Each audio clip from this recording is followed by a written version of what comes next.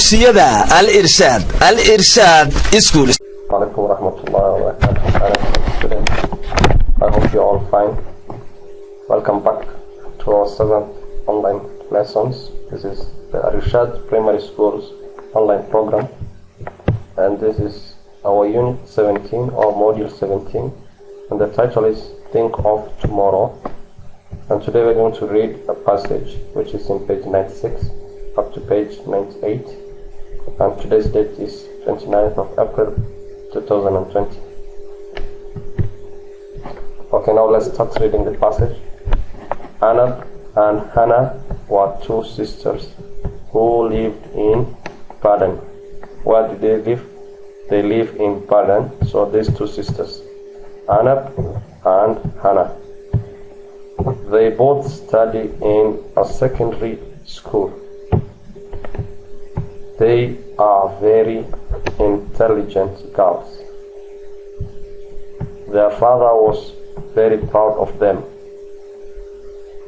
The girls' ambitions was to finish their secondary school education and join the university in either Somaliland or abroad. In the final year of their secondary education, Ahmed, so this is another character. You have to underline Anab, you have to underline Hannah, and we have another one, Ahmed. Ahmed, a son of their father's friend, arrived from Canada, and he came to look for a bride. During the holiday, Anab decided to go and visit her aunt in Bur'o. So who went to Bur'o? Anab went to Bur'o to do what? To visit. She went for a visit. She went to visit her aunt in Bur'o. So Hannah, the younger girl, stayed at home. So she remained. Hannah remained. Anab went to Bur'o. So Hannah remained at home, helping her mother. Little did she know that her father was planning to marry her off to Ahmed. So Hannah knew nothing about the plans of her father, who was planning to marry her off to Ahmed. Hannah was forced to marry Ahmed. So she was forced. So she was still a student, she was very young, and so she was not willing to be married, but her father forced her to marry Ahmed. A month later, they both were left for Canada. Who are they? Ahmed and Hannah left for Canada. Ahmed promised Hannah's father that she would continue her education and even go on to the university in Canada. So we shall see if this is going to happen. Now let's look at Anna, the other side. Now there is another character we're going to look at. Anna went back to school and completed her secondary education.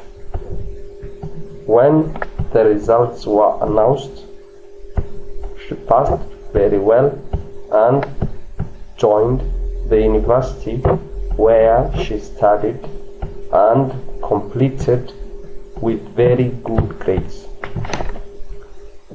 She got a very good job with good salary.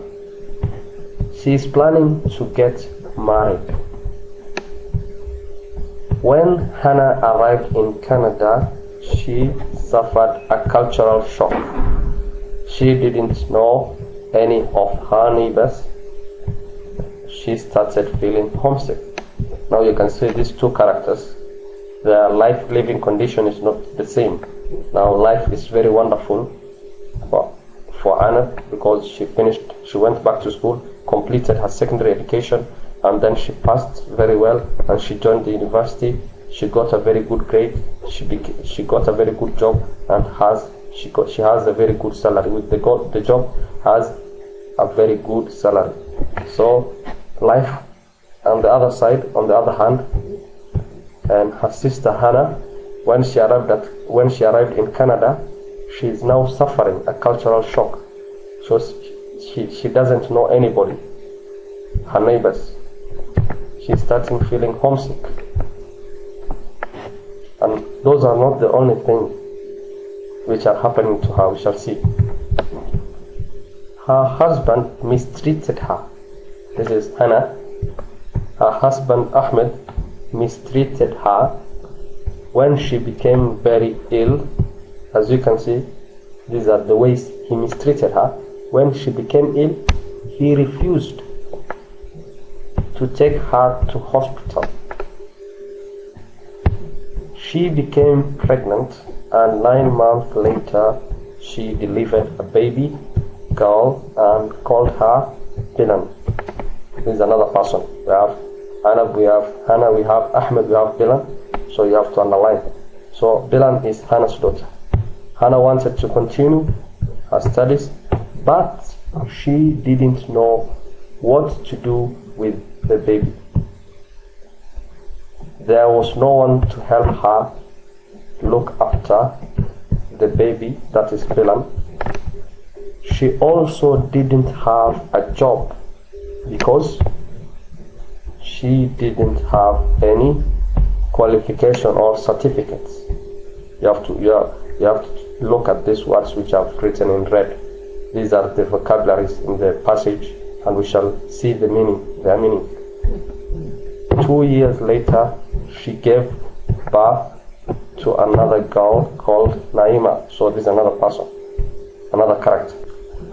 Her health started to deteriorate.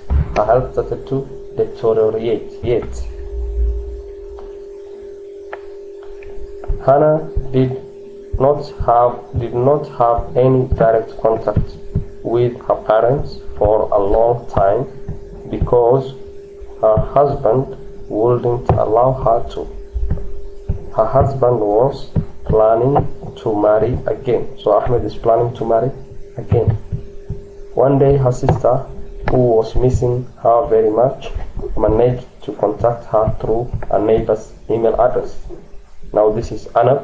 She managed to contact Hannah through the neighbor's email address. She found out that her sister had 2 children. These are Bilan and Naima, and her husband was mistreating her, and she was suffering very much. She was able to tell her mother about it, so Anna told her mother about it, who then told their father. So because they both loved their daughter very much, because the parents both loved Hannah very much, they arranged for her to come home immediately. Hannah came home with her 2 girls or daughters. These are Bilan and Naima, looking very thin. Her father nullified the marriage and stopped Ahmed from seeing Hannah or her. She is now staying with her parents and planning to go back to school and complete her secondary education. Her sister has promised to pay for her fees, and her mother will look after the children. The future for Hannah will not be the same again. Now let's look at the rest of the words. The first word, ambition, in Somali means hami, or it means desire to do something. You want to do something, you hope to do something. When you want to do something, you're hoping you're going to do it the right way. So your ambition to do it. Cultural shock, that means in Somali, that can get this, or it's also same as cultural change. Third word, or the third vocabulary word in the passage, mistreatment. That means sihun ula dakmit. As we saw, Hannah's husband and Ahmed mistreated. That means sihun ula dakmay. Doing that means it's the same as doing bad to someone. When you're doing bad to someone. The fourth word, vocabulary word, ill, that means hanun. That means hanun, when you are sick.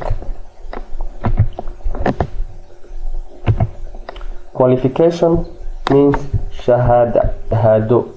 For example, do you have a certificate? Or are you qualified? Do you have the quality that makes someone suitable for a particular job? Do you have the certificate? Deteriorate, it's very hard to pronounce. Deteriorate, that's the pronunciation. Deteriorate means halad hun. Halad hun. As you saw, Hannah's health started to deteriorate. That means started to become progressively worse. Progressively worse. So it started to become worse. Nullified means la masahay, la tirtiray. So that means you're going to say there's nothing about it. There's nothing about it that's making something null or invalidated. That means you are saying, for example, the results were nullified, or Hannah's father nullified their marriage. That means he said there's nothing about it. From now on, there's nothing about it. He said you are no longer the husband of my daughter. So thank you very much.